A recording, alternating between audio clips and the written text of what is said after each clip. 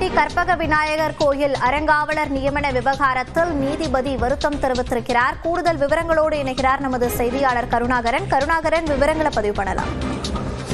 Monica, அதாவது சிவகங்கை மாவட்டத்தில் உள்ள புகழ்பெற்ற பிள்ளையார்பட்டி விநாயகர் கோயிலில், கற்பக விநாயகர் கோயிலில் பாத்தீங்கன்னா செட்டிநாடு நகரத்தார் சார்பில் நிர்வகிக்கப்பட்டு வருகிறது.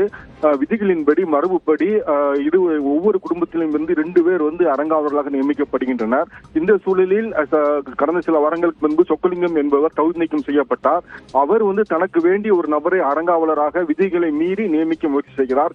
எனவே இந்த அறங்காவலர் நியமனத்திற்கு தடை விதிக்க வேண்டும் என்று இதே பகுதியைச் சேர்ந்த திருவள்ளூர் மாவட்டத்தைச் சேர்ந்த கண்ணன் என்பவர் மனு தாக்கல் செய்திருந்தார். இந்த மனு நீதிபதி GR சாமிநாதன் முன்பு விசாரணைக்கு வந்தது.